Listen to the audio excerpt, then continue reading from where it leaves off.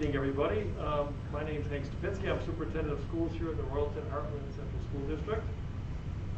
As you may be aware, the Board of Education approved a long-range strategic plan this past fall to help guide the district in areas such as academics, student supports, facilities, safety, and college and career readiness. One of the objectives that we have as part of the strategic plan is for us to develop, as part of this plan, a long-range facilities master plan. And the master plan is a roadmap for our schools and our taxpayers to follow as we take a look at the facilities needs 5, 10, perhaps 20 years out from where we are today. Today is the first of 3 community forums that we're going to be looking to solicit feedback from all of you. Those of you that are able to be physically present here, and those of you that are online as a Facebook live feed. There is a chat box that's open so that you can pose your questions as we go through this. What I'd like to do now is introduce our team that is helping us to guide through this process from LaBella Associates. And we'll start with Kevin Rodmacher. And Kevin, if you want to introduce your team, and then turn it over to you. Thank you. Sure. Well, here today, myself, Kevin Rodmacher, I'm an architect with LaBella. I have Joe Curry here, who's also an architect. And off camera, we have David Kay, a third architect, and then we have Megan Friedel, who's a civil engineer. So I'm going to open this up and start talking about the master planning process, where we are today, and sort of what we're looking to do moving forward to get this to be a complete product. So, master planning. So what we're going to do overall is we're going to always look at the building condition survey. That's a process in which we walk all of your buildings. So we find all the deficiencies that are visually accessible, and we always capture that and always try to integrate that into any future project that we do. The master planning process involves really focus groups. So that's kind of what we're here doing tonight. That's what we've started a few weeks ago, and we're going to continue doing that until this is a complete product. That's where we get feedback from users, community, students themselves, and we capture that graphically.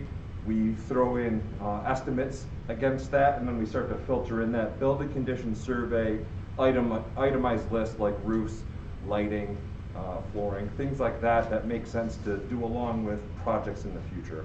So it all fingers together to become hopefully a project where we're not going back and forth redoing spaces that we previously renovated, and we have a total vision moving forward. So we're going to be looking at the high school, middle school, elementary school, a little bit of the maintenance building, but all the sites as well. So athletics, we have some images here, and we actually have some cutouts. It's kind of like Tetris, so we can show you what the potential is if we decide to put athletics in different positions on the site, and you can understand the scale and need to fit those there, as well as understanding the grading complexities within the sites. So we're looking to obviously maintain the facilities, so that's the kind of item by itemized list of talking about roofs and windows, building envelope, building infrastructure, boilers, piping, electrical distribution. That always needs to be maintained and updated just like it would be in your home. It does have an impact on instruction, but not super direct, so we're also looking at those instructional impacts of the physical spaces as well. We are also going to discuss a little bit about the 1911 building, what might happen there. Of course, athletic facilities I already talked about, and then configuration of grade levels also is something we're going to get into. So we want a right size for building enrollment. So whenever we do some sort of major reconstruction on any building, we have to work with the school or work with the state education department to understand or share with them the intent of the district to do something. So if it's an addition of classrooms or reduction in classrooms, every time we submit documents to the state, they basically reanalyze that, and they reanalyze state aid for construction. So that's a process we have to do. So then we tie that back in with improvements you might like to do, and try and have the district receive as much aid from the state as possible to accomplish those goals. So we're always have an eye for that, and as we talk through these, if there's some sort of impact there on improvement that might be sort of up in the air on the aid side, I'll bring it up and just discuss the potential is to lose aid, or it's better if you do this to get aid. So you'll hear some of that as well. And then the detailed stuff, you know, we spoke with Tim before he left, and we're continuing those discussions about the improvements of the infrastructure on here. And who should be included on these focus groups? Everyone, really. If you look at that list, that's not the whole list, but it could be anyone. Of course, community involvement is huge. Everyone understanding what the process is and how to get there, and then hearing the feedback of what's important to everyone gets captured. So, open and transparent. I don't know if you want to read all of this, but basically, we're trying to have an open forum here, so we're going to hear some feedback possibly on the chat. Everyone here involved in the room. I'm going to be sitting at this table behind me, and basically I'm going to share with you what we've already taken a look at, and I want to get your feedback on what you think about what we've already heard from the original focus groups. That's about it. So let me convert over to the camera.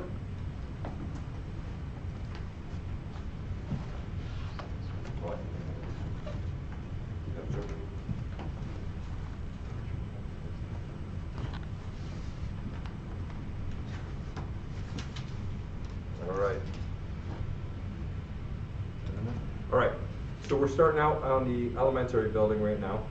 So as you can see in the top of the image here, this is the area that's grayed out that's leased by BoCES currently, so not used by the school district directly. The areas of purple that you're seeing are areas discussed in our previous focus group meeting.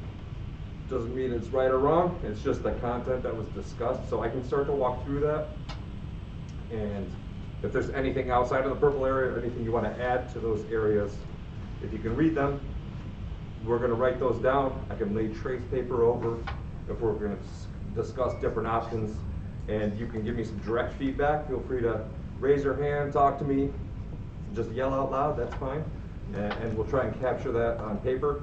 And what will occur as we progress through this process is, so for instance, the media center has been identified for some fixes. We'll start to get into smaller and smaller focus groups that really dive directly into, hey, here's what we're thinking in the media center, and we'll capture a group and we'll really get into the nitty gritty. And if that becomes an actual capital project item, we'll even get further into detail to where we're talking about, hey, is this a door, is this a drawer, where are the bookshelves going, you know? So don't think that this is going to be the be all end all of it. It's big picture thought process. All right? So, let's work our way around the floor plan here. What we've heard from the cafeteria is that it has a possible capacity issue. It's a very tight spatial area, so ideally expanding that dining area is the feedback we've received so far. And deliveries are cumbersome. So we did add a shoulder lot in the previous project, if you recall, that obviously helped with the parking, or the parking that was occurring on the street. Still, you know, trucks need to get back there, and there's a delivery improvement that can be made there. So that is the feedback we received so far. Does anyone have any more feedback on that they'd like to see there? Could be kitchen, could be equipment, could be anything. No? All right. And then we're going back to just general classrooms. So it's only highlighted in purple in one spot, but this is all classrooms. And you're going to see that this a lot is electrical. There's not a lot of electrical in the spaces, so we're talking about improving the electrical capacity in all classrooms.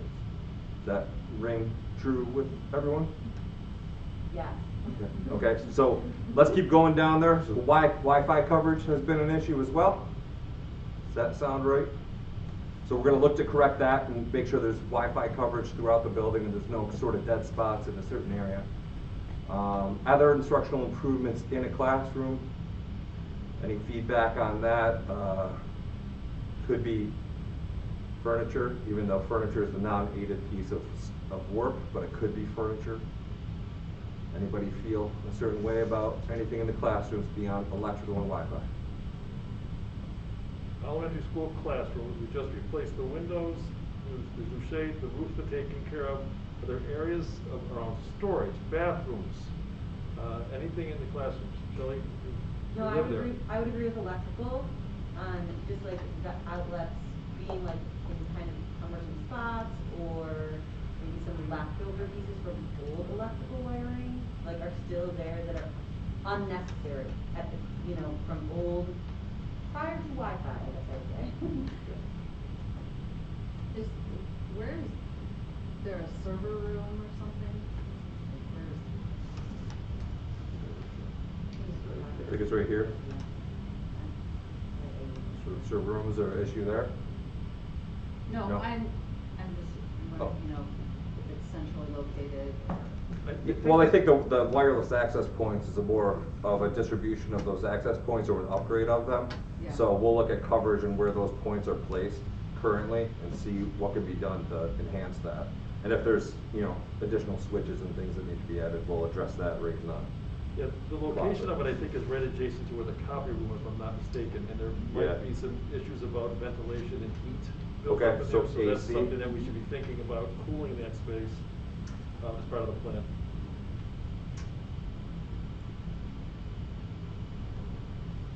Okay. Flooring materials, you want updated colors,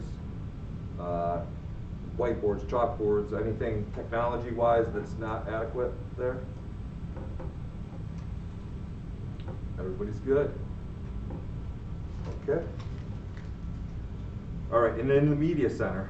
So we'll go there right now. We can always go back to, if something hits you, let me know. Media center, we're looking for a teaching area, it looks like, or maker space. So trying to develop almost like a classroom type environment spot in there with good visibility. Usually it's done with some sort of storefront glazing, so there's observation in there, but it can be isolated off for sound and utilized sort of as a classroom. Does that sound good? Any other improvements at the library that you'd like to see? Is it out of date? Is there any other sort of improvement that would make sense there?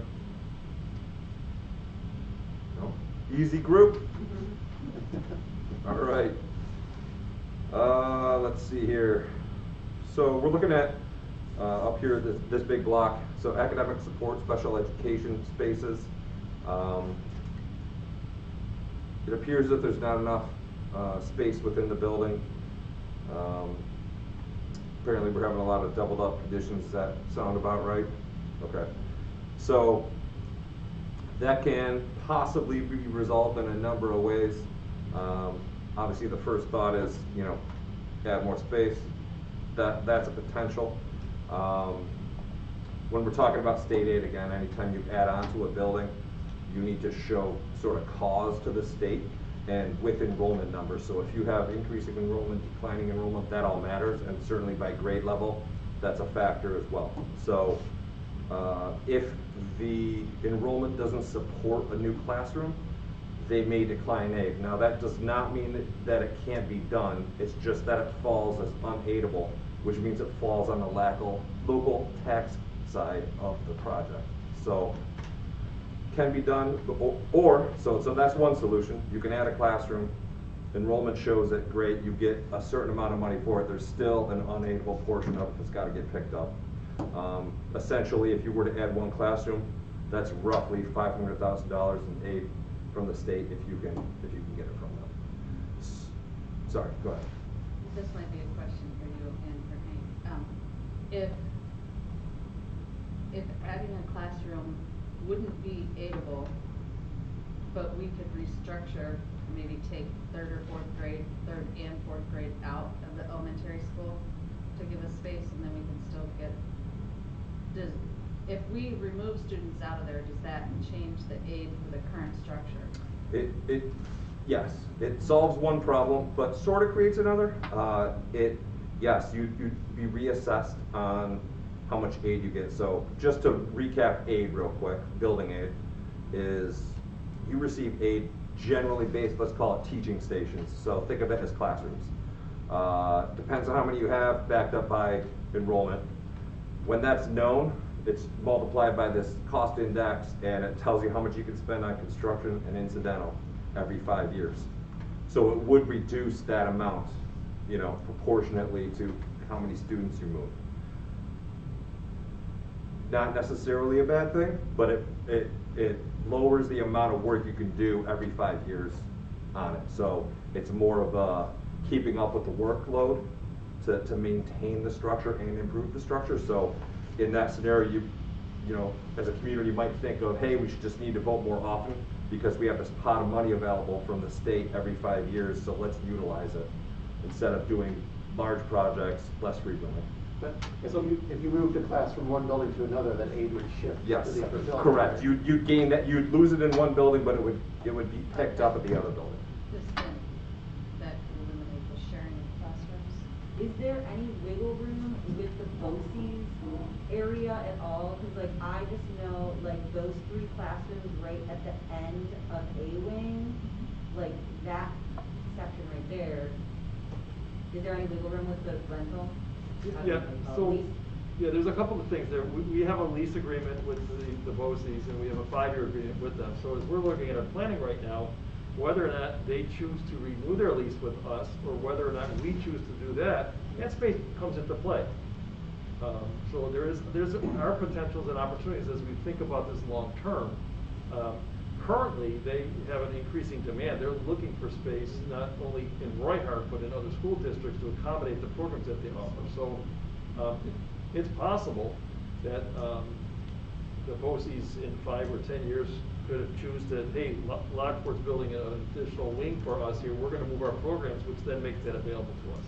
Or that may be one of the most appealing options for us as a school board.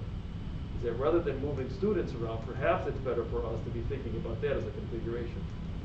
Or to be able to bring a grade level or 2, as Sarah's suggesting here, to the middle school, which is designed as an elementary school. But then you've got the ripple effect, is what do we do with the 7th and 8th graders? So all these kinds of variables and factors, you know, that's something that we have to think about. What's their current, do you know what the current timeframe is for their lease? I believe they have 2026 is when the lease comes up. But they have the option to break that sooner, as we do, with enough notification. But the 26 is really that market, which is about the time when all this planning's done and design work and funding is, that's about when any sort of capital work is doing. So it's a great factor to put into the overall master plan, is to try and understand whether that is good, that's the overall plan, like that lease ends, they move in, problem solved, sort of, you know, or we have some other measure to fix that problem. So we don't have a great solution yet. We're going to keep looking at that, but we understand we have a space issue, and if we do need to expand the cafeteria dining area to accommodate more seating, obviously that's just going to take more and more square footage. So we're going to take a look at creative solutions to get the most aid, but resolve the problems best we can. Again, more capacity issue.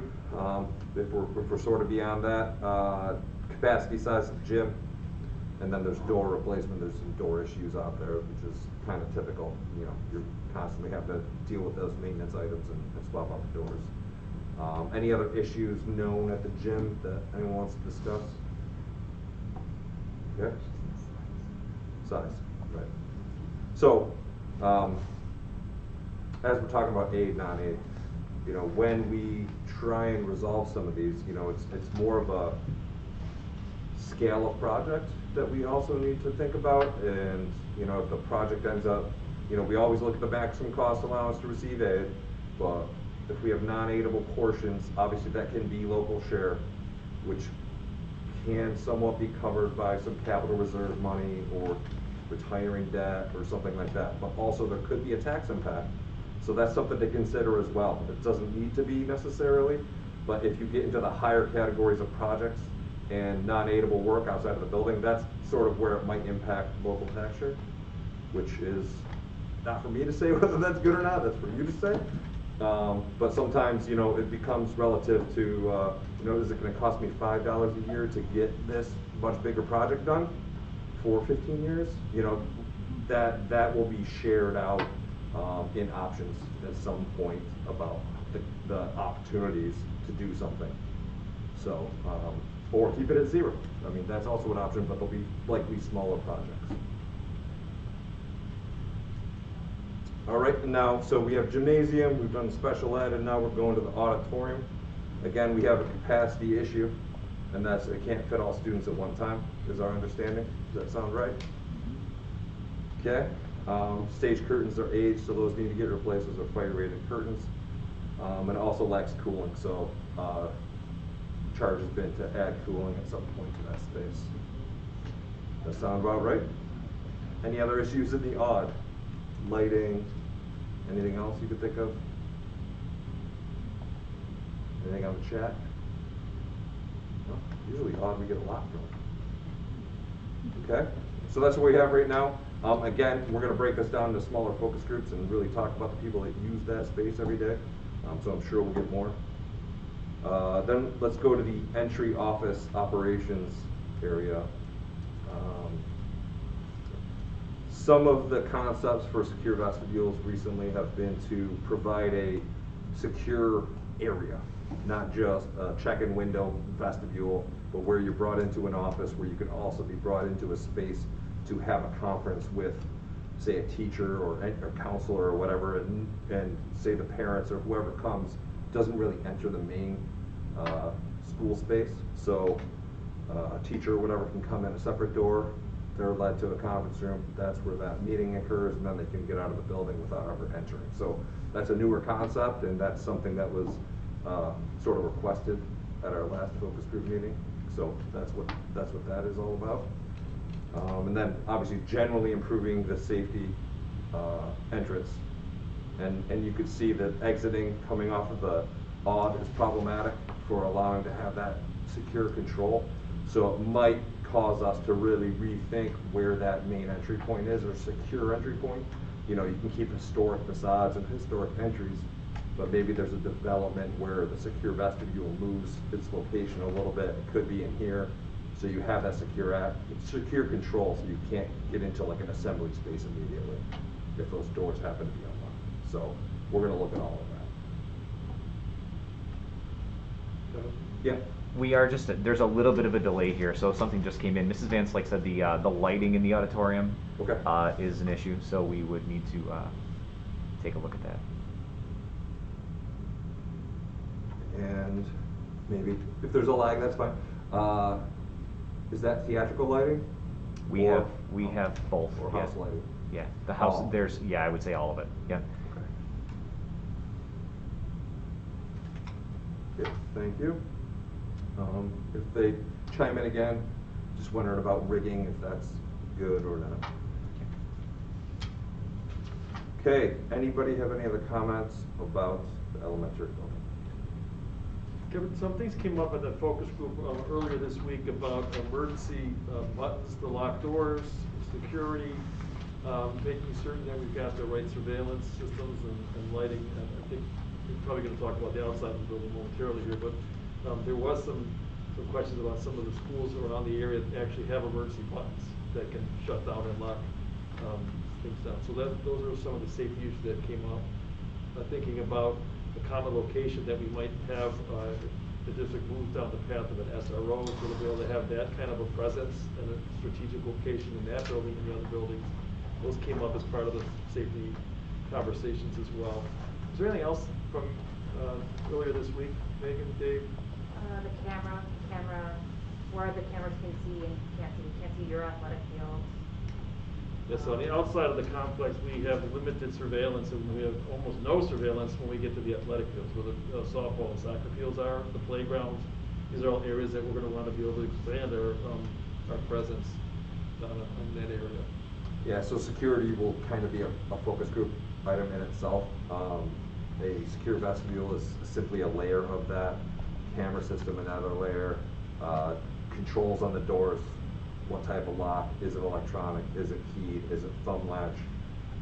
How do you deal with the exterior of the card readers? So that we're going to get real deep into that and try and figure out a way forward to slowly integrate all of those items to make everything more secure in the buildings. think the other thing that we talked about as well is to explore the costs and the need for the HVAC systems. Right now, we've got an aged system that's controlling the airflow and ventilation, and what can we do to bring it up to current standards that we've learned about through this COVID experience. We've made a substantial dent in the needs of the building through the $12.1 million capital investment we've done in the last few years, but there's more to be done, and we'll be looking at those systems as Kevin had mentioned, looking at the building condition surveys around boilers and HVAC units and lighting and whatever else might be. So.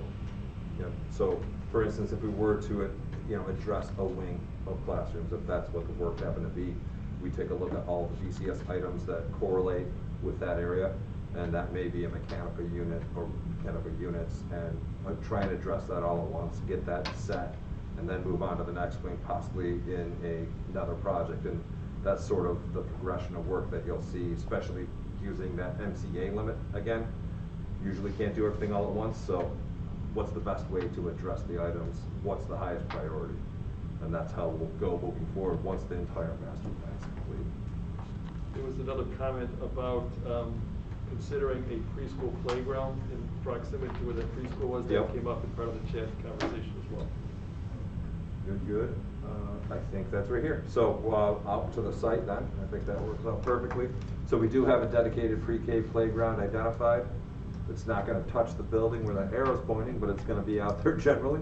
So obviously, age level appropriate playground, and whether it goes there or if it's bulked together with some of the other playground pieces, we'll determine that at a future time. But we do have that on there. We've known that for a bit. So good comment. And then you can see how we have the newer lot, if you aren't familiar. And then you can see we have some bollards, and we have obviously dumpsters. That's where the deliveries are made, so trucks are in there. And we know we have a traffic flow issue, we'll say, that we're going to try and resolve. Parent drop-off and bus. So that's where Megan comes in. So she's going to fix it for you. Right? You have that done? So we're going to look at that, and we're going to go back and forth with plenty of options. There's always going to be pros and cons in there, but we're always looking at safety. This is a very common thing to try and address on many school districts. Some because of a change in grade level, some because it was just never thought of before, and there was a very high bus use, and now there's a lot of parent use, and it'll probably continue that way for a long time. So we're just trying to manage that, deal with the queuing lengths of parent pickup and drop off. So she's very good at that. She does it on every single job, I think. So you'll see some options come up. We already talked about the traffic deliveries here. Now we're going to get deeper in. You see some cutouts. That's really more for the high school, middle school site conversation. But we do have a competition baseball field here, and for the time being, it will be there.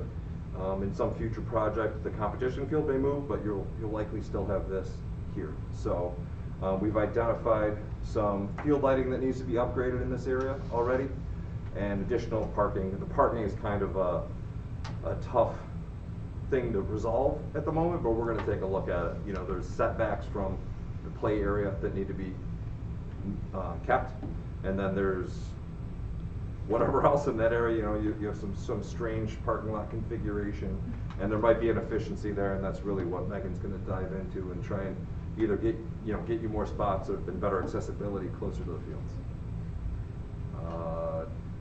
Anything else on the site that's a concern here? Some of the blue sky discussions that we've had is down on the soccer and baseball fields at Gasport. There is no permanent place for concession stand, restrooms.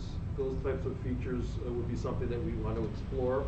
We may or may not be able to get fit into the budget there, but right now there's porta potties and really not any place that if we wanted to set up something for the guests that come to the competitions for that to be happening. I just have concerns about the location of each school's playground. They're out by the main road. No guardrail or anything. So- I was gonna say the same thing, any type of fencing or guardrail, there's nothing there between a very busy road. Yep. Yeah, so that should be added to the, what Yep. can we do to? Joe's writing all that down. So that's good feedback. Whether we can tuck it in front or again, bring it way back off the road where it's a little more protected. What's we'll do the red mark? You pointed at that one. What's that? What's that? This is separate vehicular traffic, and well, I should say bus traffic, but that's the drop-off situation where you have both bus and parent drop-off in the same zone at the same time, which is tough. The red is just a written note, it's not meant to show Oh, okay. a physical. Yeah, you probably can't read it. uh, Yeah, it's not that's not the playground. This is not where the playground's going. Oh, okay. You get closer to the road. There's actually an arrow, so you'll be further off the road, but it still might not be the right spot. Okay. We just know it's a need, so. Yeah, it's to denote like that's where the pre-K wing is, so it's gonna, Right, that's right. just so when you're planning, if you didn't know the school building, that's the pre-K where they. Okay, no, I did know that, but I agreed with Jeff that. Yeah. Yeah, I thought that absolutely. was Makes like- sense. Huh. Okay, anything else on elementary site? How far over does the school, the property for the soccer fields go over to the next business? Is that, there's Here. a construction business right there? On the All side? that? I believe it goes beyond this. I don't think we have the full map. You're pretty close to the property Yeah. line. Yeah. About here on the table. We could get that overview, we just don't have the property line showing on this. Has there been a discussion about like storage or an announcer's booth for baseball and soccer? I know Wilson, they put one up and it's kinda like a tower, Mhm. and they'll have storage underneath, and the top part is announcing for their soccer fields. They put that in a few years ago. Good suggestion. Yep, that's new for this one, thank you. Is there any other needs for athletics? They talked about the parking, they talked about concession, we talked about the lighting. The field conditions are reasonable to play on, the baseball, soccer fields, is there any concerns there?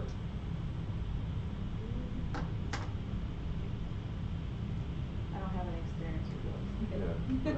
Yeah, we didn't, I mean, We need some soccer. we didn't hear players. much feedback, or any feedback really about unplayable fields here, at least.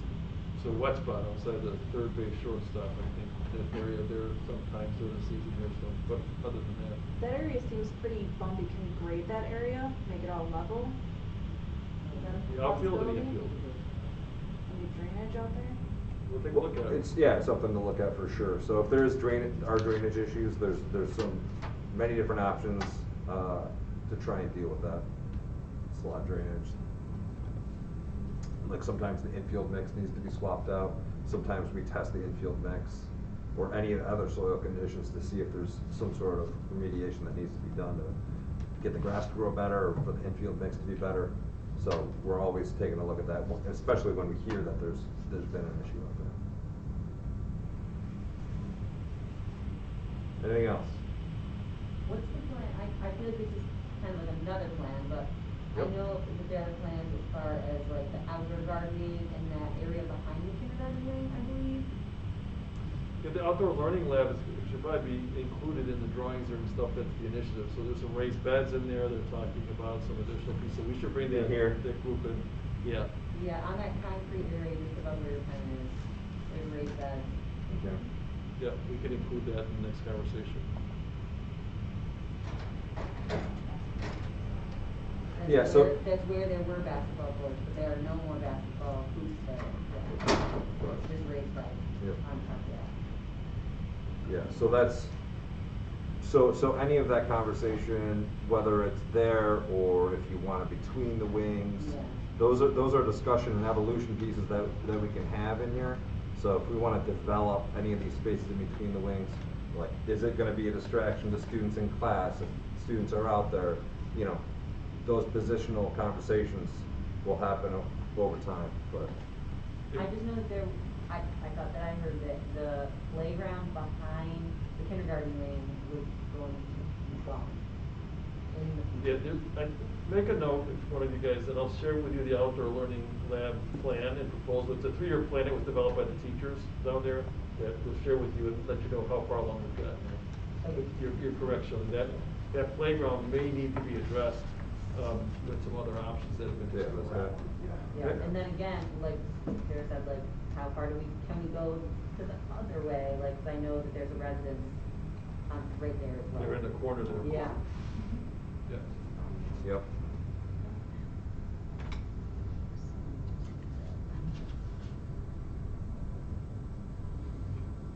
Okay. Good to move on?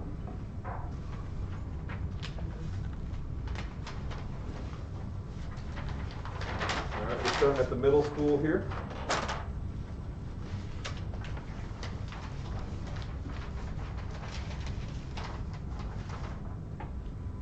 All right, so we have a locker count size concern here in the middle school.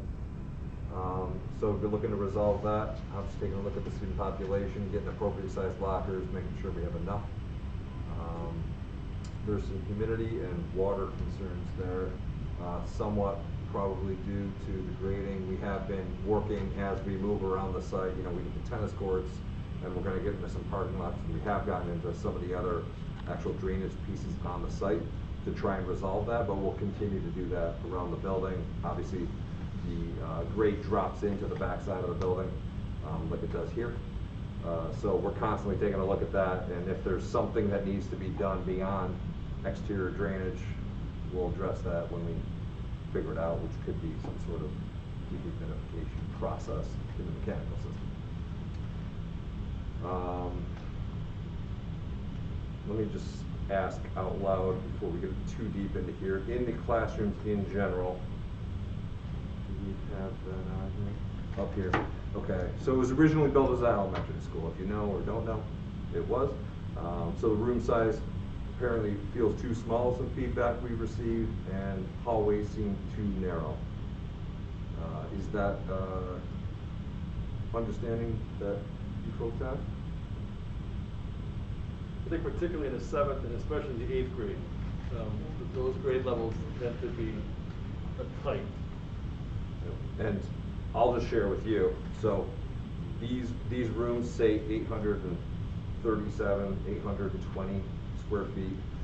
Typical classroom, according to State Education Department, that they aid up to, doesn't mean you can't have bigger rooms, but it's 770. So that's like what they want to see.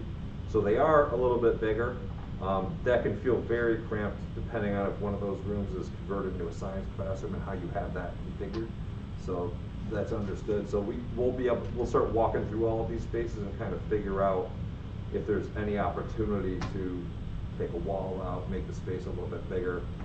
Again, we're running into the same conditions as we're talking about elementary additions, aid, always looking at that, but there might be some opportunities, and we'll. What's the square footage on like one of those BoCES rooms at the elementary? Just as a comparative, because I know those are newer and they feel bigger, but I don't know. Yeah, there's 4 full-size classrooms here, and the rest of them are undersized. They're Yeah, designed like for those ones right there that are the full-size ones.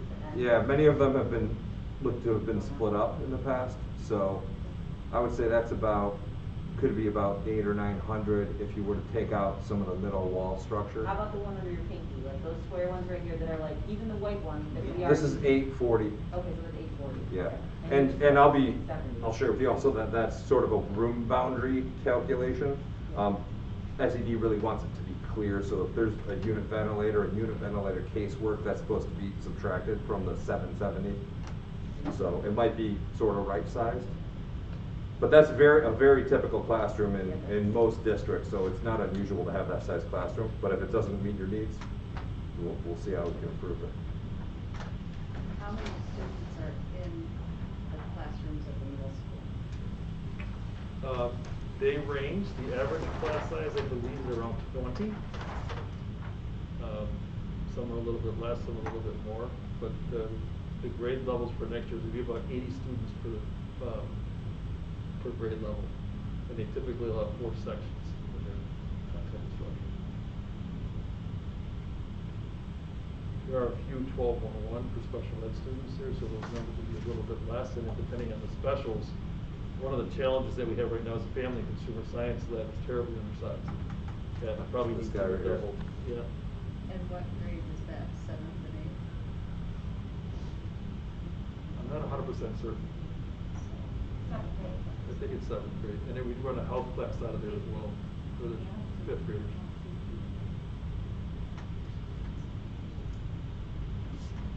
What else you got for notes, Kevin? All right, so we have athletics. The locker rooms are old and deteriorating, so they need to upgrade over there. Looks like everyone I see nodding heads, so that's agreed. Student services, one office shared by OT, PT, and speech therapists, lacking actual OT treatment area. 2 psychologists share the same small room. So, again, spatial issues over there. Again, we have support spaces, room 1109 used for many functions. So again, it's kind of doubled up. Whether that's good or bad, I mean, or good use of space, I'm not sure. We'll need to dig deeper into it. But again, asking for more space in both of these areas. Go back to the media center. We're talking about the makerspace or instructional space within the media center, again, just like the elementary. Again, probably appropriate, a trend we're seeing. Main office, again, looking for a parent conference space. Talk about the secure parent conference space in there and see how we can accommodate that. Of course, we need to run through the program, see what that displaces, whether the displaced space can be across the hall or if it needs to be also in the secure area. So it just might take more square footage in the secure area, like the health office or something like that, to accommodate all of those moves, which obviously then that needs a home. As we go over here to music, so you have a cafetorium. You don't have an auditorium, obviously, so really can't use it like a normal auditorium, but it's lacking adequate space for ensembles. The stage area itself is not large enough to deal with that, so I'm sure that's frustrating, so everything has to come over to here. Courses can't meet, split into 4 groups. Orchestra uses the cafeteria stage during lunch times, which must be interesting. Teaching smaller groups and practice spaces are undersized. And then, of course, everyone needs storage. So those are all the notes for that area. We got a comment from Wendy. The consumer science is the 7th grade. She shared that with us. And this current year, we've got a bubble class in the 8th grade. The class sizes are ranging from 18 to 25 in the standard classrooms.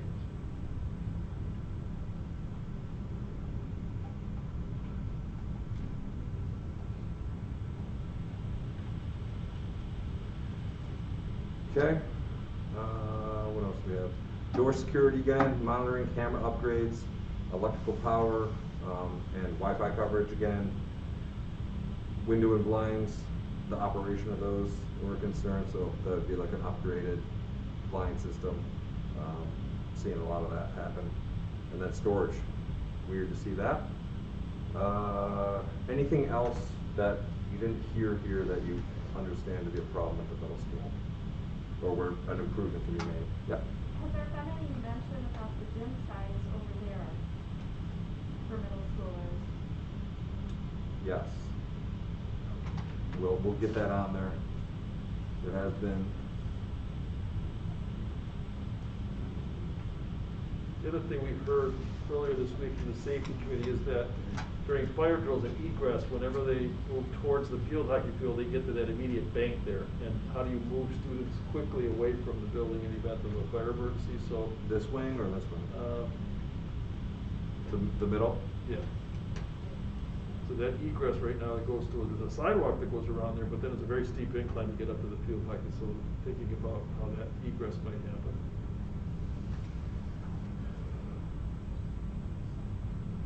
And again, same emergency systems that we talked about earlier with the elementary school would be the same there. All right. I think I'm going to jump over to the high school real quick before we hit the site. If that's all right with everyone else.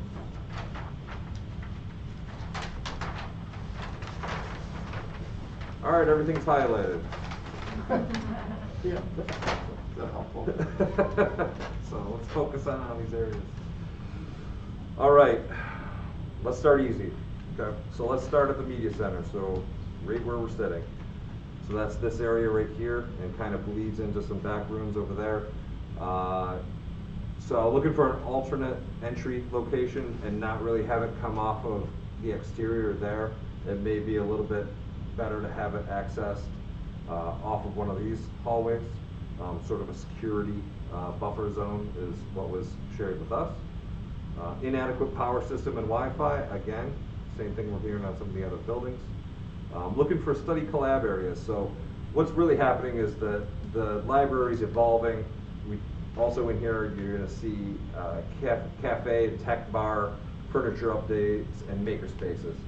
So what we've done at many districts is kind of generate a business atmosphere within the library, along with it being a library. Obviously, higher technology, less volumes of books. I mean, you can kind of see that there's less volumes of books in here. So we try and create sort of a Starbucksy feel also. And we've created cafes in some instances that the students run. They sell coffee. They're in the business. You know, one of our periods are free, and they sell teachers and students, and they bring their coffee back. They hang out in the library and drink coffee.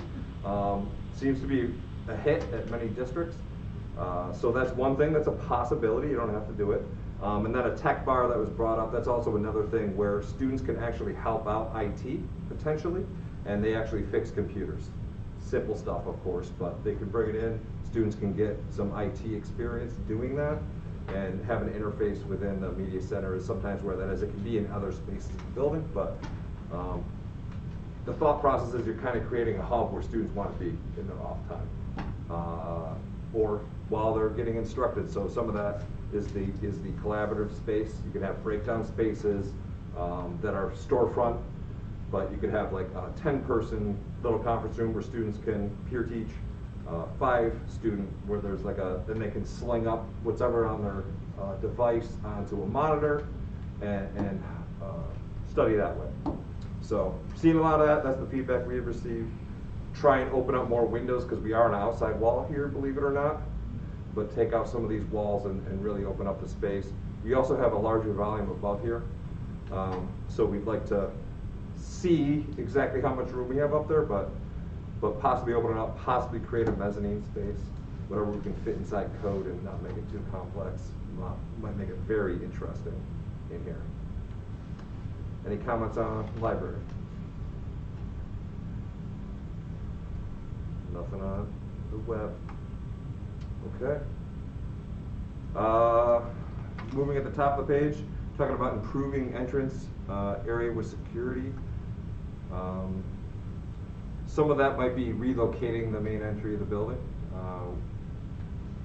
So that's kind of up in the air, and you'll see that later as we continue to discuss the pieces and parts of this project or a potential project in the future about where that might be located, but really highlighting architecturally and maybe wayfinding on the site about, hey, this is where you go for maybe an event entry or maybe the main entry. So really identifying those spaces. So whether you're a visitor or a community member, it's pretty easy to know where you're supposed to go. Over at the athletic area, we're talking about locker room updates again. Auxiliary gym, we talked about actually maybe developing this weight room that's currently here, that's on the back side of the auditorium, to be sort of a gathering space for events. So more of like a history feel. We talked about a lot of the pictures that are around the building, a lot of the graduating classes, and try and relocate that in a nice area where they can be displayed, but also have sort of a gathering space right outside of a large assembly space. So when those occur, you're not stuck in an 8-foot hallway. And the gym, the auxiliary gym up here, is sort of underutilized, so that turned out to be an idea to make half of that like the fitness area right inside of the gym space and get all that equipment out of there, and maybe have the other half of it be some sort of, you can do athletic things like, you might have a hoop even in that area on the other side and put a curtain wall up. So we've actually done that in a few gyms, amazingly successful. So far. Doesn't mean you like it, but that's what's been discussed so far. I think the other thing we talked about is their gym is barely regulation right now. The 3-point lines are tight to the sidelines. The the bleachers and so forth need upgrades, and it may require an entire expansion or relocation of that space. That there's significant limitations given the walls of that space. Yep, there's limitations that we have to run by for competitive size. There's clearance requirements, so nothing can be below 25 feet. When you want it to be a competitive gym, there needs to be certain run-out spaces on the end lines, sidelines of all of those courts. So something to pay attention to. And yeah, it's certainly small. Getting over to the band and choral room, practice rooms are too small. Storage should be right sized for a more efficient system. Music area is remote from the Aud. So ideally, in most configurations, you'd want to have your music directly behind the stage.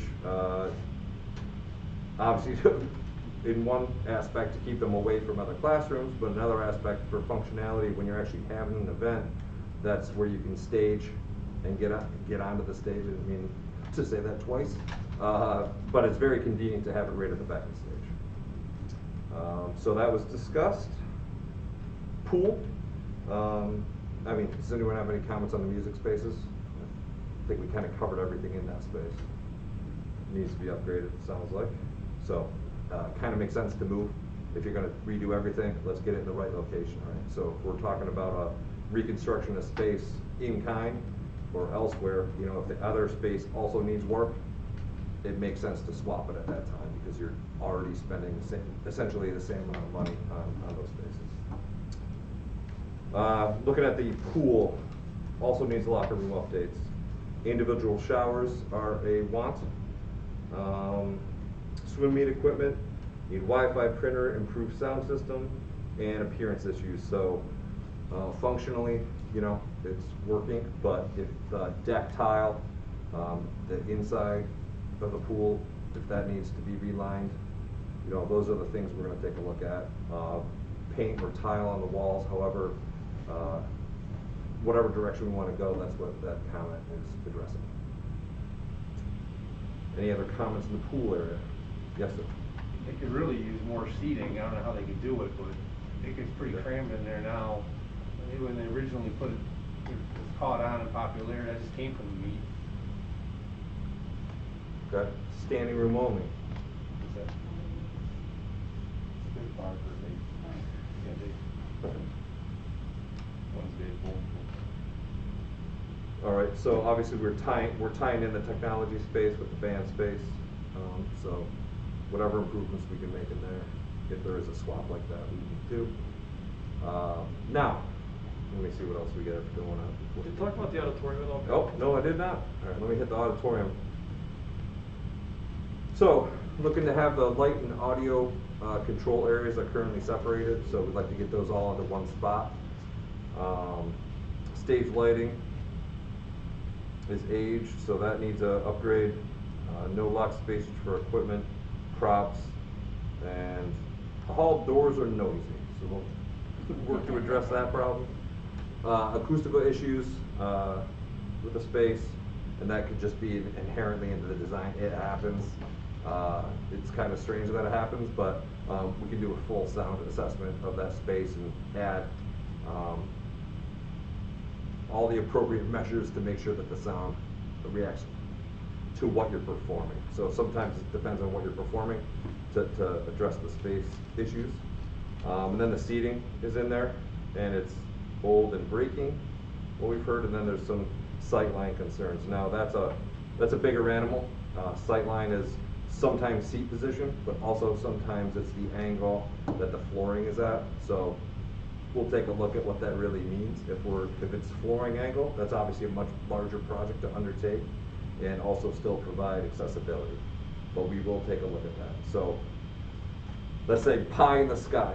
Say you need a new pool and it goes somewhere else, right? And maybe, you know, if we're not too attached to the form of that odd, possibly this whole space could become that size and we could address all those issues.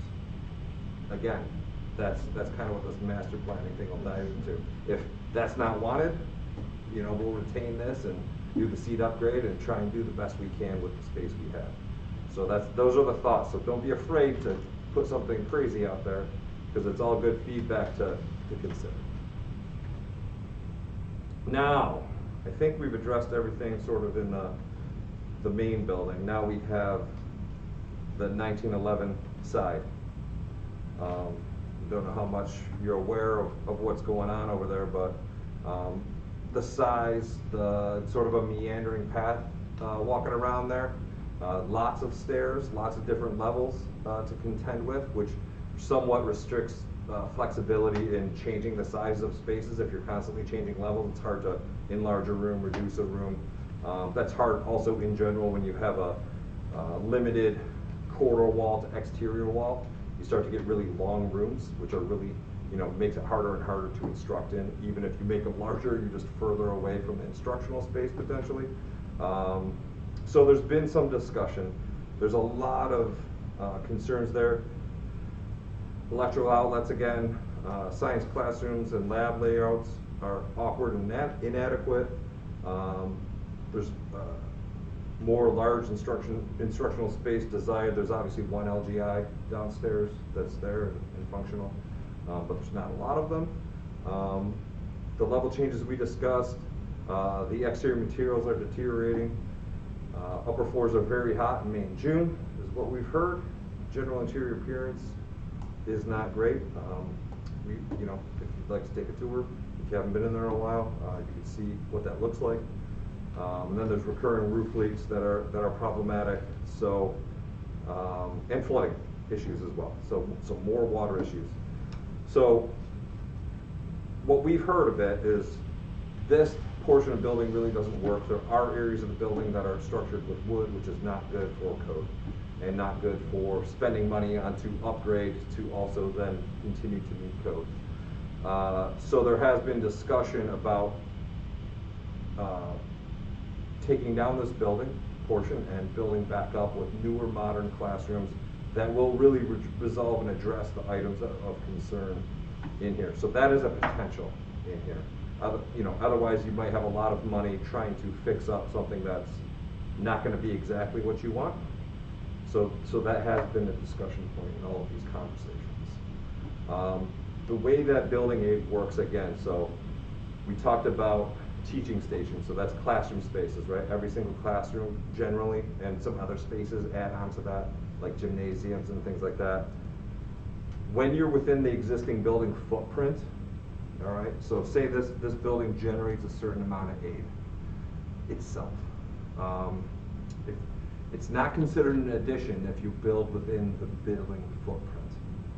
So you can do large scopes of work if you're within the building footprint.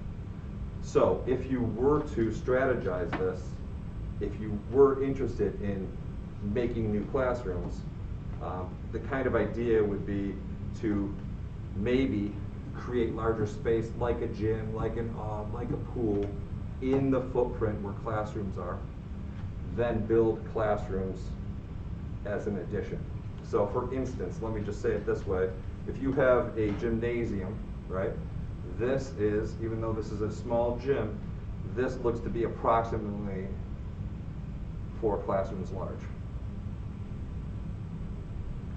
Now one gym station is considered the same as a single classroom. All right, and when that's multiplied by the cost index, which state ed follows, that gives you approximately $500,000 in aid.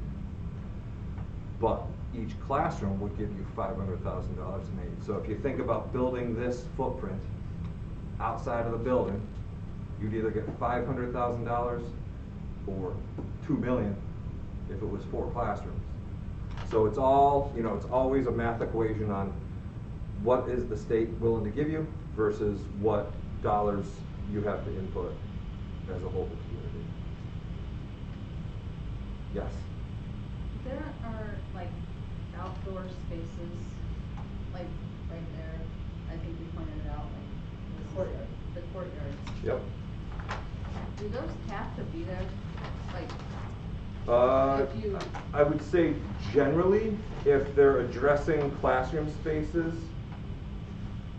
generally yes, because it's the second means of egress out of the classroom spaces. Okay. But it's also, we need to take a look at the floor plan, like this courtyard, a locker room, corridor, and if the weight room goes, you don't have anything addressing that courtyard. Now, that still may count as an addition in the eyes of SED.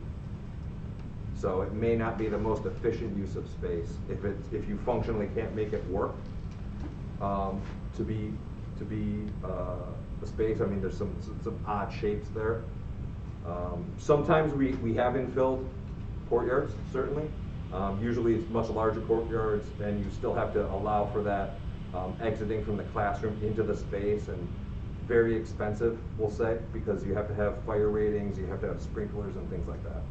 So it's sort of a cost analysis thing about whether it works or not. Kevin, correct me if I'm wrong, do not classrooms need to have windows and natural light in every instructional space? So part of those courtyard concepts was that you can't get to the outside of the building, you've got to be able to get light coming in from other locations. And I think that might have been part of the design flaw back when they were having to do this. Yeah, so the exterior wall needs 50% of glazing, and it needs 30 feet of visual relief. So you can't have anything within 30 feet of that window. So it's visual relief for the students to look out the window. And then on the auxiliary gym, Mm-hmm. it's obviously not a regulation size gym. There's no seating. Mm-hmm. Is there even a possibility that you could make that 2 stories? And like right now, our wrestlers have to go over to the middle school and practice there. Could we make like a 2nd floor and have like a wrestling room up there so it's like better utilized space? Something we can explore. When you start building 2nd stories where there isn't one, you then have to have at least 2 stairwells. So you're gonna have to have your 2 means of egress, and then you're gonna have to have usually accessibility, so a lift or elevator to get people up there. So it's not ideal, I guess, in a space that already exists. It's probably something to think about if there was a major addition, like, hey, you could build this over this and you'd be fine because you don't need the headroom in the lower space. So it's definitely something to think about. And we'll take a look at it and see if it's even possible with the depth of the structure above and where you would need to have a floor height at.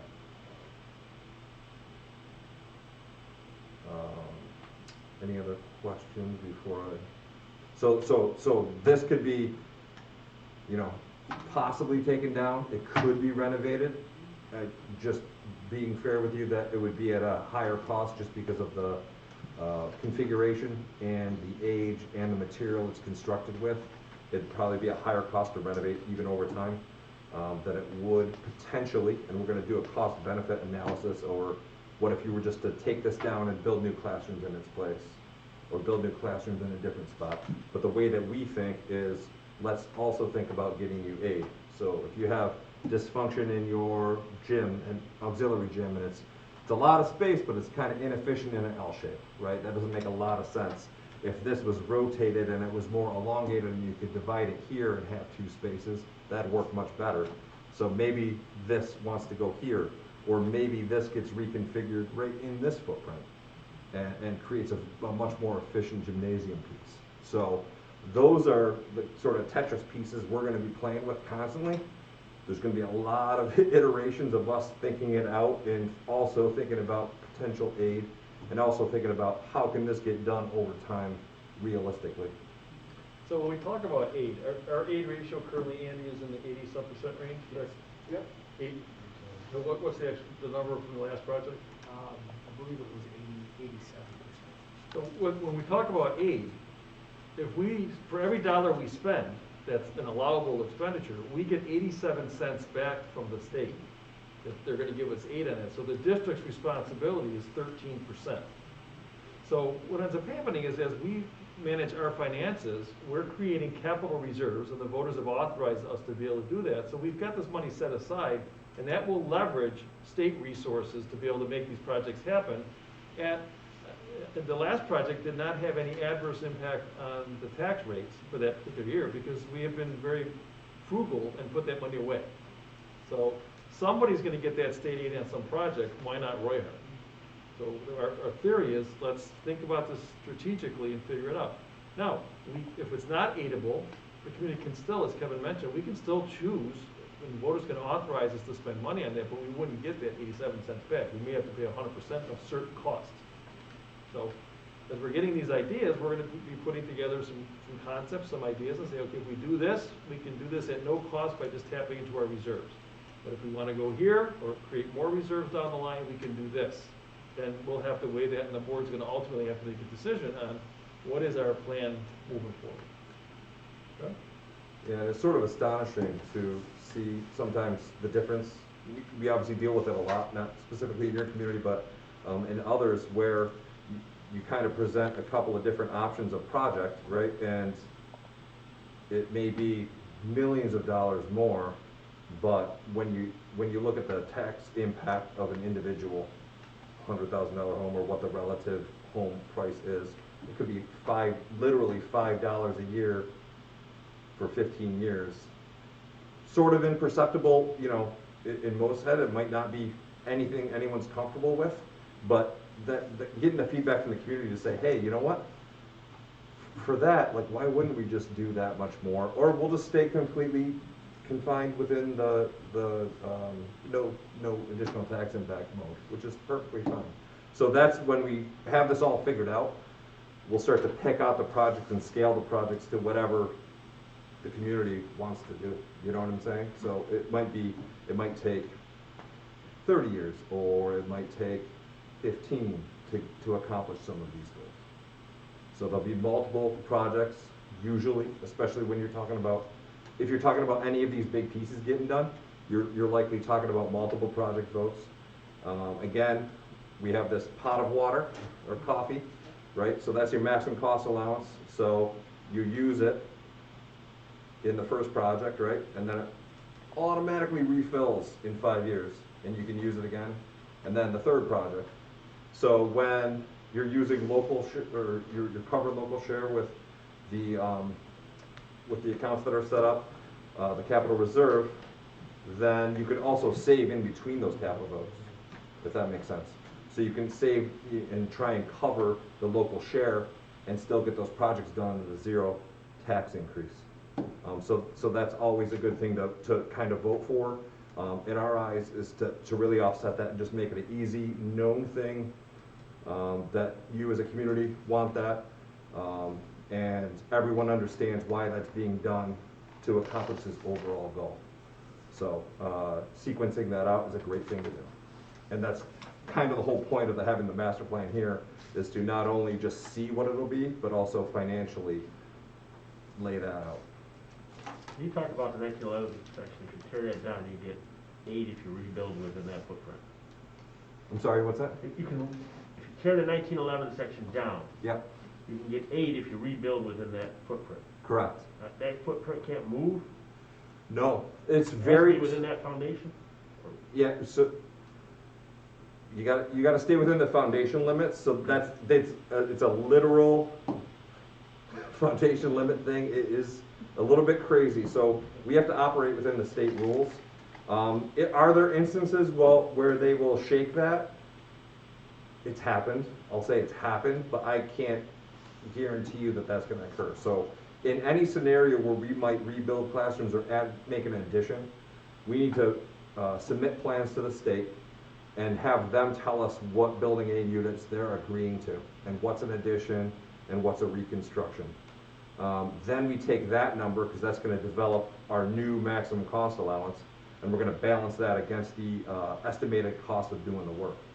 And you need the prelim submission, because that's the only way that Andy and the school district can guarantee what this might cost the taxpayer, because once SED signs off on that document, they're willing to give you that much aid. Well, SED has told us in the past that they would work with us because we were held up because of the DEC cleanup. Yeah, and that's a great point. That's another variable, is like, it may not just be that you have to be in the footprint, because they're willing to help out. There are instances, and they're kind of one-offs, that they might aid it all for one time, and then they'll drop down to the normal maximum cost allowance 5-year plan after that. but there are instances where that occurs. So we would go in there trying for that Right. for you, and wait, and kind of have a dialogue with them to see what they're willing to do. It'd be nice to build something, then tear that down, rather than you tear that down, then you have 2 years out before you can open the doors on it. Right, right, so. What do you do in so- the meantime? Yeah, that's a perfect point, and I think that some of our thought process is obviously, certainly to create that swing space. And where would you do that? So if you were to take, you know, a gym space and put it there, if that's what you want to do, or if you were to do classroom on classroom, that's a little tougher, like you're saying, I agree. But if you're putting large spaces over there, and that works out nicely to have your events over there, you know, maybe it's odd, maybe it's gym, maybe it's just one of those things. But if you decide to build classroom spaces elsewhere, you know, and in addition, and it works out financially, and they're willing to give you the aid on it, say you're trying to link, that's been a discussion before, if you're able to build that sort of in a vacuum, it's isolated work, you can get it done, you can then, you know, close down this area, start using those classrooms, demolish this, and then rebuild those other spaces that you're still utilizing here, and then vacate those and go to work in that. So we're always thinking about that construction phasing as well.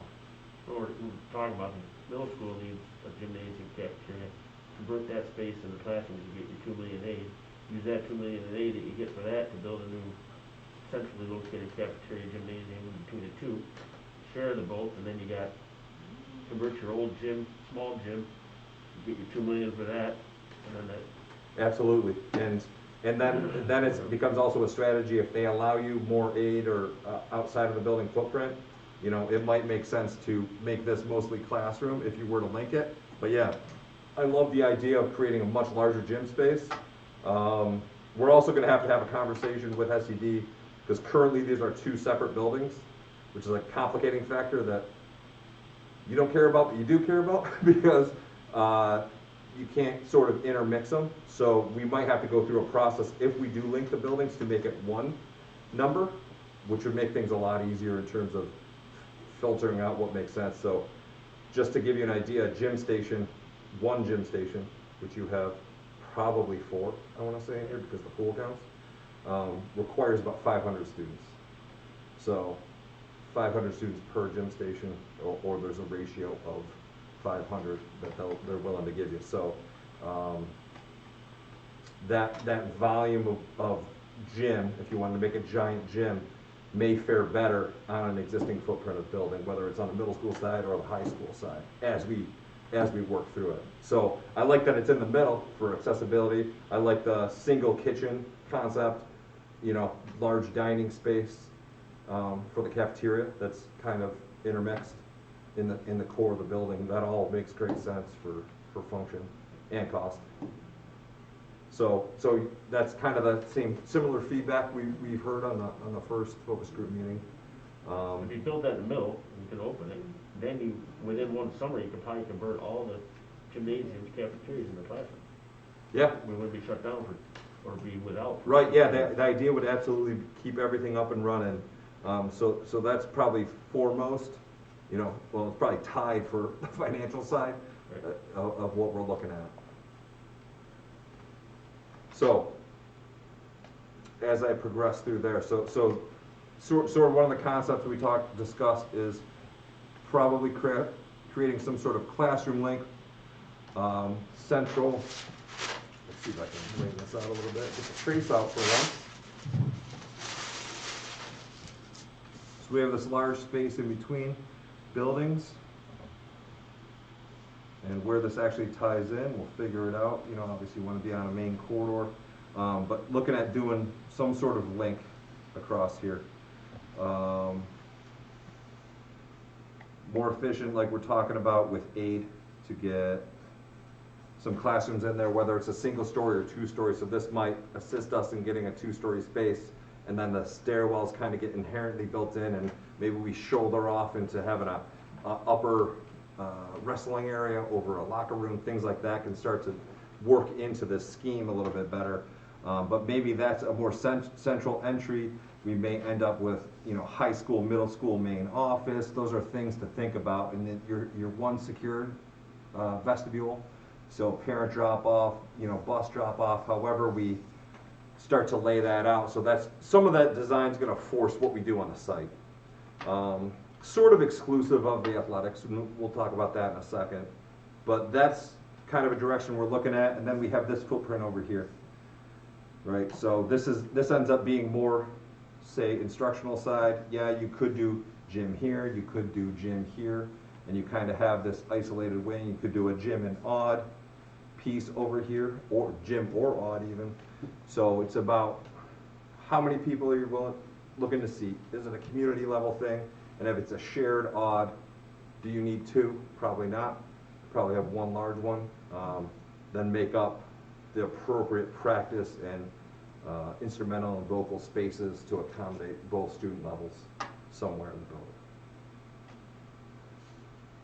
So we're going to run down the line of a number of options, like I said, of what could be done here, and we'll start to pick them apart at some of these meetings. You know, we'll bring some ideas to the table that we feel are functional. Again, they're going to have to be balanced with, you know, principals taking a look at it, thinking about how they can schedule during the day, how much flexible space they have in there. Is there overlap where we can get by with less rooms, which would increase our aid, you know, just on a scheduling level? So that, from a building perspective, is what we're looking at. Are there any of you who think that the 1911 is sort of a no-go area? I mean, that's a concern, but from what we've investigated, we're going to bring some numbers to the table soon about what it would cost to really reconstruct new, or what it would cost to upgrade those spaces. So you can kind of see that there's. And what is the cost just to bring the 1911 to code? To what? Just to bring it to code. Yeah, well, that's we're developing that cost. It's around 26 million. It's a lot of money. And do you get the function out of it when it's upgraded? Because it's spatially it's the same. For room, you know, is it a long instructional room, or is it a more square usable space? All right. Is there a discussion about like reconfiguration of students? Because, correct me if I'm wrong, you did not say that there was a student space issue in the high school, right? Like, there's enough classroom space. I'll let, hey, field that one. There's enough classroom space for what? Like, 7th and 8th grade used to be in this building. Like, is that not a discussion? You know what I mean? Like having more, like, this is me trying to, like, an elementary, intermediate, and then like junior, senior high then. Yeah. The way that things are configured right now with the science labs and the classrooms and so forth, we don't believe we can currently bring the 7th and 8th graders up here. And the classroom spaces are one issue, and then you got all the ancillary stuff. The use of the gymnasium, the cafeteria capacities, there's a lot of other things with the volume of students and how it can be used. We're looking at that right now. And we actually have a study, and I'm having a conversation tomorrow afternoon about our room utilization and our class sizes and our master schedule, because all those things have variables. And then looking long term, what's the enrollment going to look like? Are we projecting to drop down below 1,000? Are we going to hold ourselves where we are around 1,200? Is we going to see a slight increase? We're getting that data and that information right now, which will also help to inform where we're at. If we know that we have 80 kids per class that are moving through the system, well, that's different than 120 kids per class. And one of the things that we've been talking about is how do we take some of the pressure off of the elementary school right now? Well, the simplest thing was to move some elementary kids to the middle school, which is designed for that. Well, some of those kids got to move now. And then how do you staff that? And you have teachers coming across the parking lot right now, which doesn't seem like a big deal, but it is. And then how do you add another 4 gym classes into a schedule that's already at capacity? But there's a lot of variables and things that have to be figured out, and that we've got to do instructionally, which we're working on. And then once we have the instructional design, then maybe the ultimate decision is we're going to have a junior high model. Well, then that'll inform the way that the designs come back to the board to say, well, if we're going to commit to a 7 through 12 model for this particular space, here's what it looks like, and here's the cost. And then what happens with the existing middle school? Does that become an intermediate? Is it a 3, 4, 5, 6? Or is it so all those kinds of conversations have to take place. And then The other reality is, once we start talking about moving teachers and moving grade levels, now you've got a whole other community conversation that has to take place. Because that's a big deal. It's a big deal that when you start to think about where my child's gonna be going to school, and I don't care that the teacher's moving, but I'm used to here, I live in this community, what are you doing? And so there's a lot of things that we're gonna have to take into consideration. What's your ballpark figure of a brand new gymnasium twice the size of ours in a central cafeteria? Just ballpark, just off the top of your head. Ballpark. Gymnasium? I I'm would. not gonna hold you to it. Yeah, you could, I'd say gymnasium, you could probably be in the, depending on size and what you have in there, 15 to 20 million, depending on what you did in there. And I would say, if you're combining middle school, high school, cafeteria, kitchen, you'd probably be in the same range. About 30 million. But I'll leave that up to BCC. to estimate. We need a layout, of course, but, yeah. Yeah, so the weird thing, like you're saying, is like, hey, classrooms used to be here, or grade levels used to be here. One thing is that the state is very far behind the times. The book we work off of for a lot of the work we need to do is started in '64, and the last time it had a major overhaul was in like '86. So what's happened in that time is there's a lot more special ed and special ed support spaces that have taken those spaces. So of course that's the thought process, like there used to be so many more students here, but we're seeing specifically in those spaces, they don't even have enough even with, say, declining enrollment. So it's always a fight with SED because again, we're playing the game for aid ability, but some of those spaces aren't recognized for aid. So it just makes it more complex and more costly, really.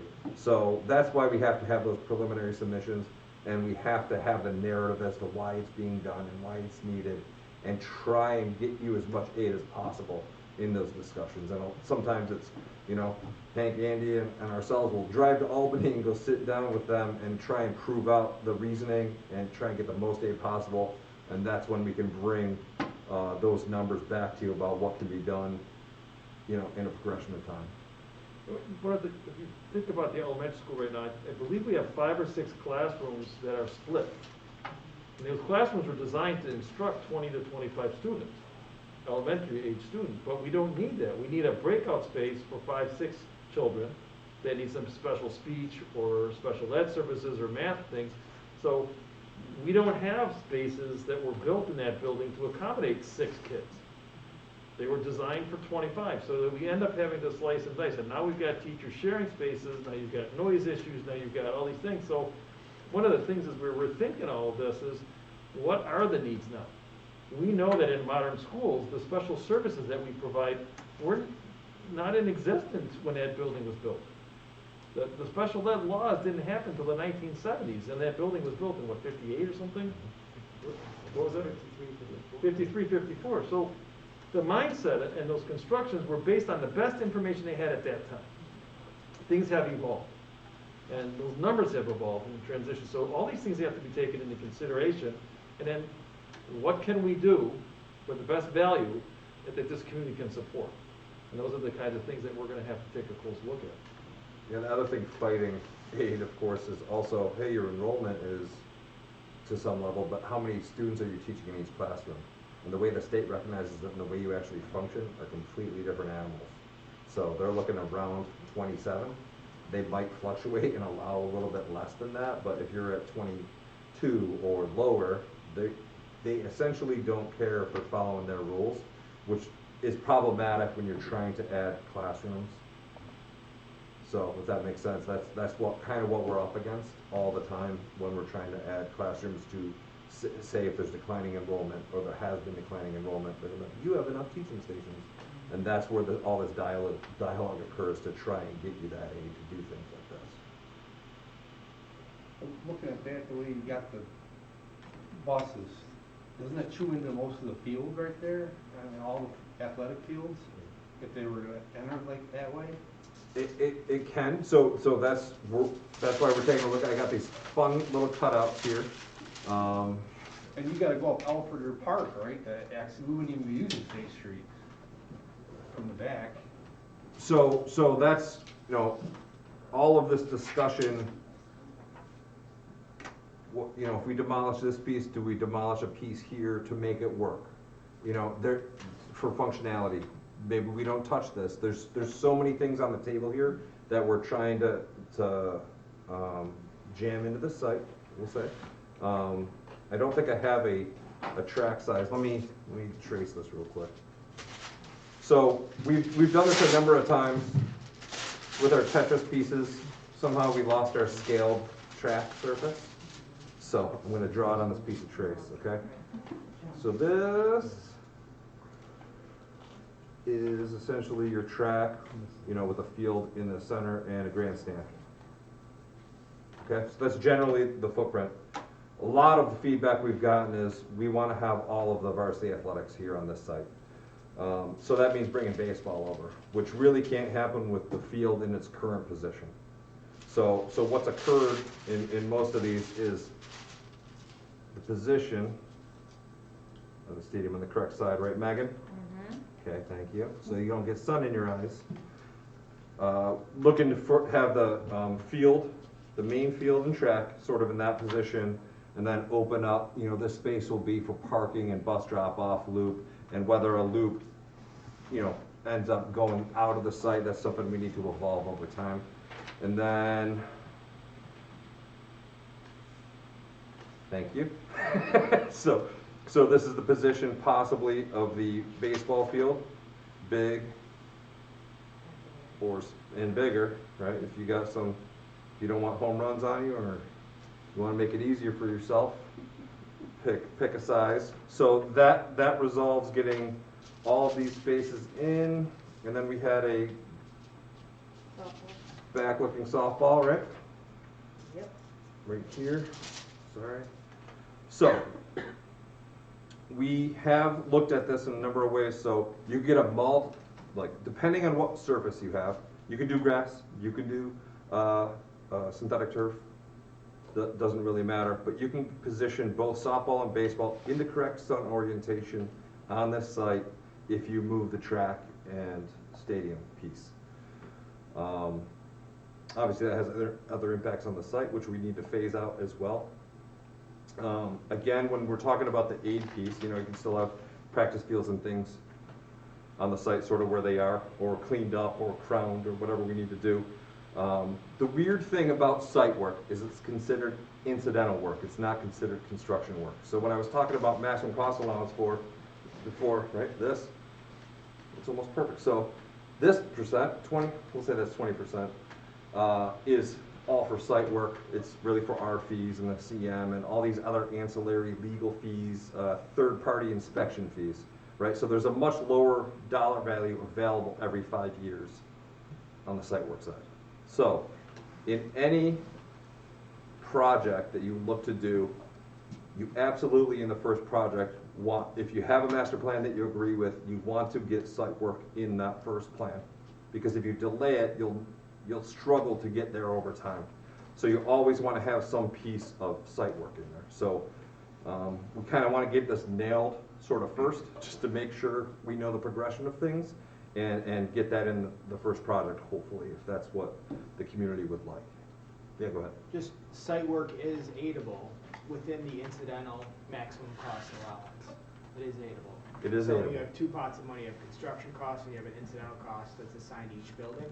And as long as you stay within the incidental cost, maximum cost allowance at that building, the incidental cost is aidable. But again, like Kevin said, it includes like architect fees, construction management fees, all those soft costs, as well as site work.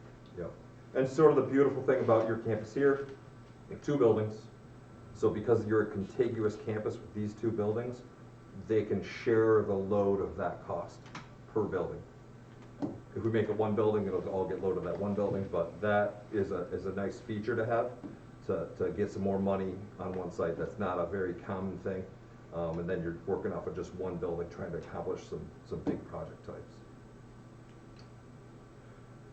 So we could do other configurations, but what that would do is would keep the baseball field over at the elementary kind of forever. So we've explored this quite a bit. So between sun angles and positioning of these athletic fields, this is kind of the way that it works. So if everyone's okay with baseball being over there, that's fine too, and we can maybe keep it somewhat in the same configuration if that's what you would like as well. So is there any, this is terrible, anyone want to complain about this? This is bad idea, Kevin? I just Or- have a question about Sure. the sun angles, Yes. that's what you're saying? Okay, so the way our current baseball field is the exact opposite of that. So is our current baseball field not a good sun angle? I'm gonna defer to Megan. Correct. So it's usually for the batter, the line through home plate or to second base line through your pitcher Yeah. down is, so the batter has the sun to their back. Oh, okay. There's no, requirement, Right. but it's just the ideal if you look at, any sort of major league, and in the major league write-ups, that's kind of how it is. You want the sun to the back of the batter, so they're not getting No, beat in the head. That And makes somewhat sense. adversely the other way, so we have softball in the south-southwest. You do have some of that sun angle, but depending on the time of year, it's where the sun sets in the sky, and then therefore your pitcher kind of has their, eye to the back. At some point, one of those positions somewhat has sun in their eyes, but it usually favors the batter over anybody. So we're just trying to position an ideal situation. Right. So And then still you can- accommodate both. You can have it any angle you want. Right. Just when I'm trying to lay something out, I'll start there. Yeah. And then same thing with the field going, north to south, so when you're playing, there's never, this team, when they're on, before you switch sides, no one's always advantage. looking at the sun. And then where you sit from a, perspective of a viewer, as a spectator, it's nice to have the sun behind you, so you're not, an evening game swing. Yeah, so this is not ideal. So are you talking turf for all those fields? I'm not talking about it, I'm just talking about field position in total, and it can be turf and it can be natural grass. So that's up to feedback we receive. What's the difference in cost? Well, that's a broader discussion, and we can kind of break that down for you. We're not prepared for that tonight, but we do have a whole PowerPoint on it. Some of it depends on how, if you balance it against maintenance costs, and upkeep. Healing time's another thing, if you're gonna use it a lot. Keeping things, Type of fields too, like if you're Yeah. gonna do like a sand-based field where you're introducing, sand to help drainage, that has a different cost, than if you just use your natural soil, drainage, irrigation, all those things have, and then, if there's a joint turf where you have a large configuration, or you're building two separate turfs, there's lots of give and take to that, and it has to do with your existing somewhat conditions of your soil, how great they are. I'm not pro turf, I'm not pro natural grass, it's what you guys prefer to use and play on. But we do have lots of studies on how many hours you can play on them, field times, just over time, there's obviously maintenance costs that are hard to factor into that, because it's hard to hear that number up front.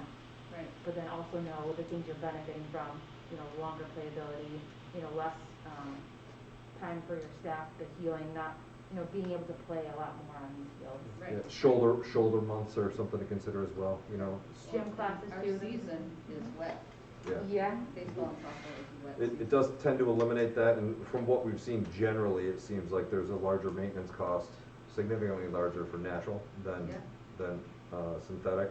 And then if there's a synthetic, say, like square here where we can get in a practice field in there, there's that net benefit of being able to get on there and use that, not overburden your main field, and a much flatter system, because you don't, kind of want crowns natural sometimes, but you could have that whole area for use.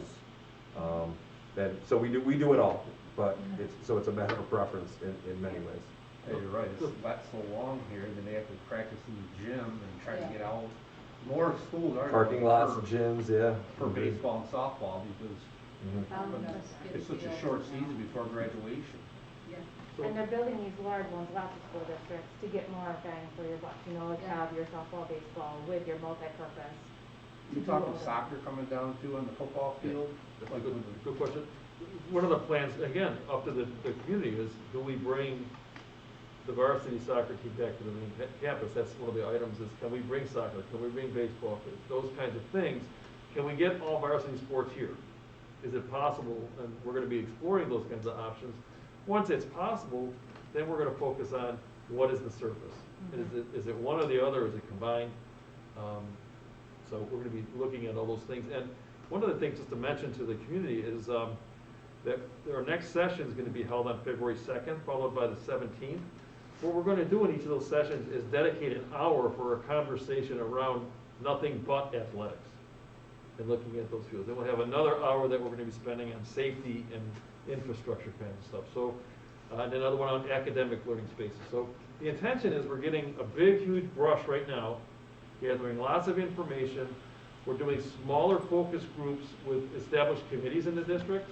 For example, we had a one with our safety committee earlier this week to get some very granular items from them that'll feed it. And then we'll continue to bring back options.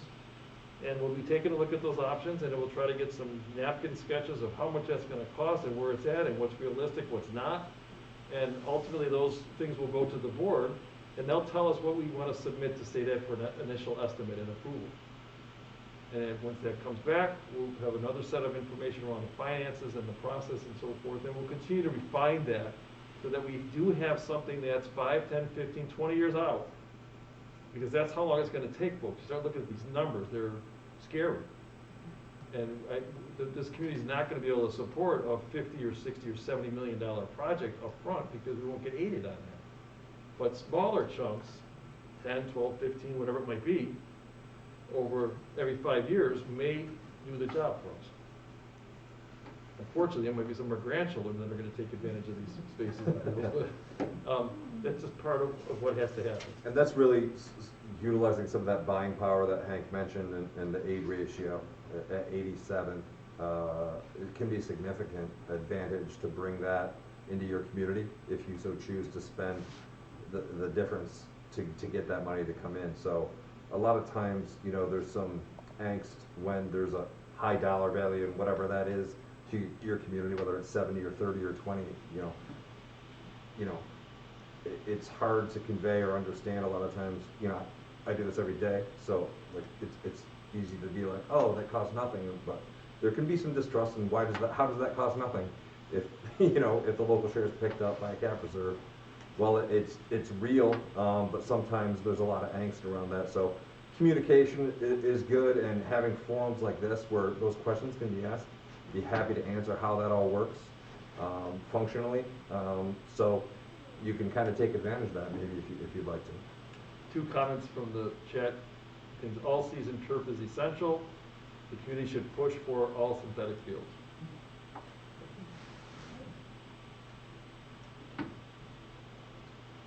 Anything else on this site that you're concerned about on either site, middle school, high school? Does community use impact any of this? We have a lot of youth programs out there that before they would use some of the high school facilities. So that's even more teams that are looking to use some of these fields. Does that have any impact on getting funding or? It doesn't really have an impact on funding. Scheduling is something I can't answer, but that certainly goes back to healing time issues. So that lends itself more towards a synthetic surface where you can just keep utilizing it. One of the concepts that has been talked about in some of the circles is if we're successful in bringing varsity and junior varsity athletics up here, does the Gasport field become a developmental space? Do we create field hockey and softball and soccer fields that are more scaled down for that youth development type programs? So that those elementary, K through 7, maybe down that way, where the 9 through 12 are utilizing the fields up here in those spaces. So again, these things need to be fleshed out because we wouldn't want to move all those sports up here and then have this massive green space that is not being utilized for any purpose. So we'll have to be thinking about all that. And how does the school district partner with the Parks and Rec programs?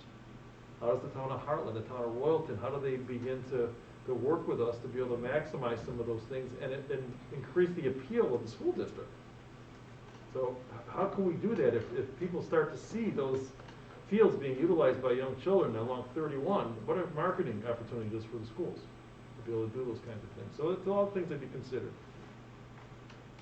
Another comment here, why did the school not combine the funding from FMC remediation with other state grants to assume the financial load of the project?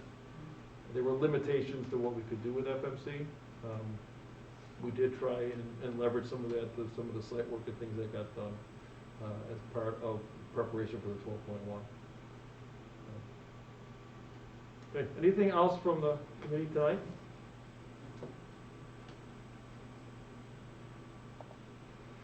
Again, if there's any questions, comments, things that you'd like to see included as part of this process, feel free to give me a call in the district office or send me an email, and I'll make certain it gets to the teams. If you've got a group of concerned family, communities, or whatever want to get together for a focus group around a specific topic, let me know. We've been doing some virtual meetings with some groups around specific topics. We'd be happy to listen to anybody in the best form we can. This large group is intended to try to reach out to the parents, the families, and taxpayers, and we would encourage you to bring more friends or have them log in for the next sessions, because we need to hear from you all. Eventually, something's going to come in front of the taxpayers. And my goal would be is that no one's going to say, how come I didn't hear about this? And there will be people that will say that, but again, encourage your friends. If you hear things in the coffee shop, put the information out there. We're going to continue to push as best we can to make sure we have a good proposal that's going to be going out. All right? If there's no more questions, thank you very much for joining us tonight, and drive safely.